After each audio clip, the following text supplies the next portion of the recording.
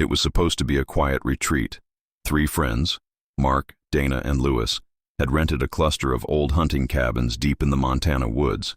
No Wi-Fi, no cell signal, just trees, snow, and the sound of wind moving through the pines. The first 2 nights were peaceful. They spent their evenings playing cards, drinking, and joking about the isolation. But on the 3rd night, something changed. Around midnight, Lewis woke up to a sound outside his window, a slow, deliberate crunching of footsteps in the snow.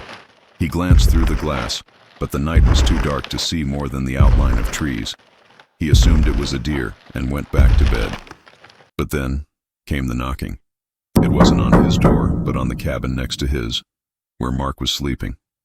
A single knock. Then silence. Then another, louder one. Lewis sat up, heart racing, waiting for Mark to shout something, but nothing came. He looked out again, still pitch black. The forest was silent, too silent. By morning, Mark looked pale.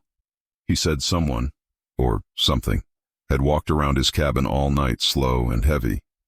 Every time he looked out, the footsteps stopped. But as soon as he turned off his flashlight, they started again, circling. They decided to stay together in one cabin that night. Strength in numbers. At 2:13 a.m., the sound returned. Footsteps, slow and dragging, crunching through the snow, then circling the cabin.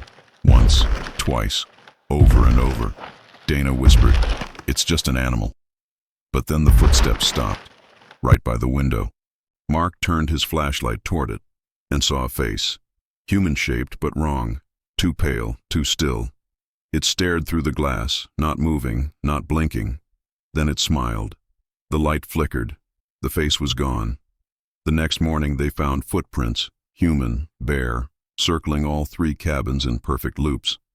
They packed and left before sunrise.